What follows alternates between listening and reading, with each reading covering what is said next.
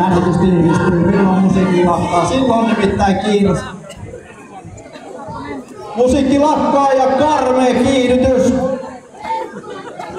Hetkinen, meillähän jää Pantsu ensimmäistä kertaa ilmeisesti pääsi tuolille. Meillä ensimmäisenä tippuu kisasta siis Maija, eikä ollut näin. Hyvä. Yksi tuoli pois, 2 jää keskelle. Katsotaan kuka kolmikosta on tällä kertaa voittaja. Greco, ole hyvä.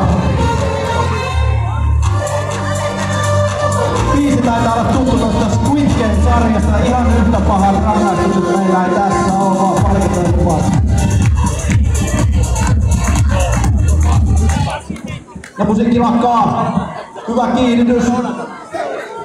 No niin, ja meillä tippuu tällä kertaa Anna pelistä pois. Finaalissa meillä on siis Sara ja Pantsu, yksi tuoli keskellä. Oisko Pantsun päivä tänään? Onko Pantsun päivä tänään? Sara, älä anna sitä.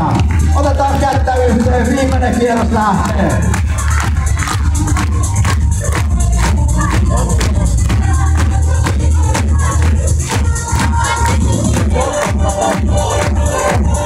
Pantsu osaa vastissa hyvin. Sara hakee täältä ulkokautta reittiä. Eikä ihan pikkasen oikeastaan. Musiikki lakkaa. Sara